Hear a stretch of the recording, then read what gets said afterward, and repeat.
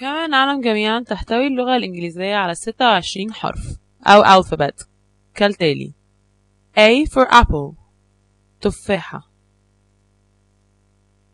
B for book كتاب، C for cat قطة، D for den عرين، E for eagle نسر، F for fruit فاكهة، G for goose أوزة، H for hair شعر، I for island جزيرة، J for joy مرح، K for kitchen مطبخ، L for leaf ورقة شجر، M for moon القمر، N for nest عش الطائر، O for octopus الأخطبوط، P for people ناس، Q for queen ملكة، R for rabbit أرنب، S for sun الشمس، T for tea الشاي، U for unit وحدة، V for valley الوادي، W for world العالم، X for X-ray أشعة X، Y for yellow أصفر، Z for zoo حديقة الحيوان. وجميع هذه الحروف ساكنة إلا 5 حروف هي متحركة، هي A, I, O, E and U. They are called vowels. وتتكون الجملة من اسم noun وفعل verb، فاعل subject ومفعول object. وهناك أحرف جر prepositions وأحوال adverbs وصفات adjectives وغير ذلك مما سنتعرف عليه. I eat 3 apples every morning. أكل 3 تفاحات كل صباح.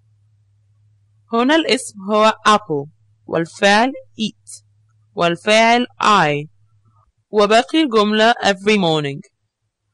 ويهدف هذا البرنامج إلى تمكين مستخدمي اللغة الإنجليزية كلغة ثانية من استخدام قواعد ال English Grammar بشكل فعال.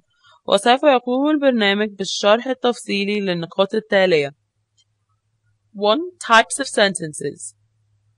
وفي هذا الجزء سوف نلقي الضوء على أنواع الجمل كالجملة البسيطة أو simple sentence، والجملة المركبة أو compound sentences، والجملة المعقدة complex sentences، مع تقديم العديد من الأمثلة التوضيحية لهم. Nouns countable and uncountable.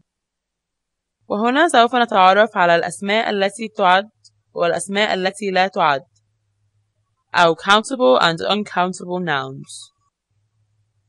وسوف نتعرف أيضا على كيفية جمع الكلمات في اللغة الإنجليزية أو how to form a plural.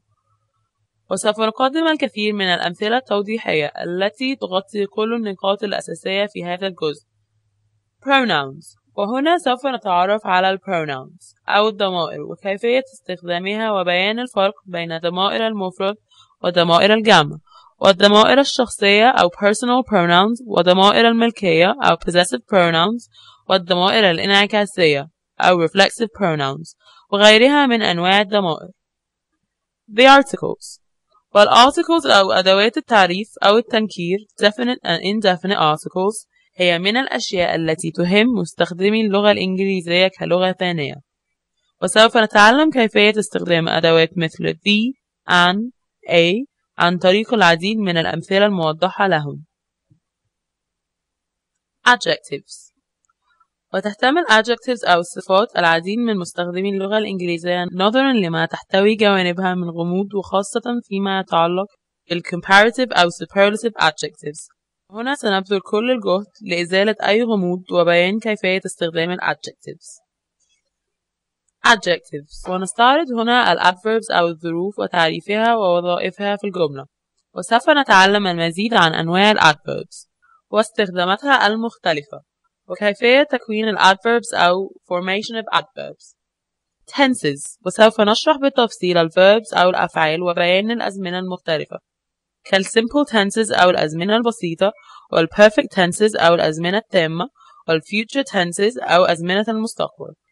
وبالطبع فإن التنسز من النقاط التي سنولي لها عناية خاصة نظرا لأهميتها في الاستخدام اليومي للغة الإنجليزية، وأيضا لصعوبتها النوعية بالنسبة لمستخدمي اللغة الإنجليزية.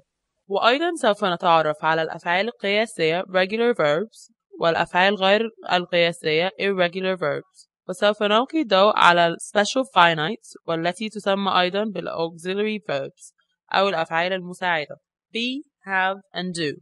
وسوف نقوم هنا بشرح the verbs to be, to have and to do، وهي الأفعال is, am, does, did, do, have, has, were, was and are، وبالتفصيل وإعطاء أمثلة على كيفية استخدام هذه الأفعال كأفعال رئيسية وأفعال مساعدة.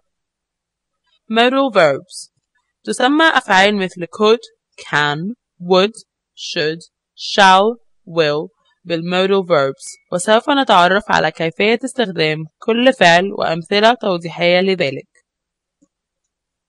conditional sentences،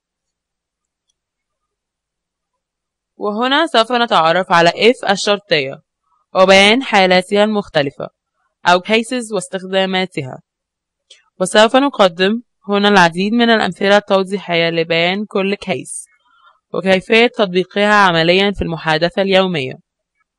the passive، ومن الأشياء الهامة في اللغة الإنجليزية هو كيفية استخدام ال passive أو المبني للمجهول، وسنتعرف هنا على كيفية تكوين ال passive أو forming the passive واستخداماته المختلفة من خلال العديد من الأمثلة التوضيحية.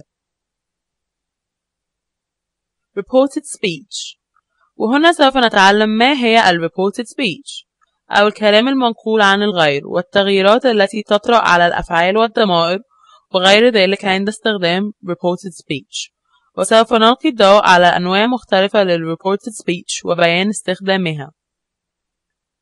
prepositions، سوف نتعرف على ال prepositions أو حروف الجر مثل in, at, on، وسوف نتحدث عن استخدامات كل منها.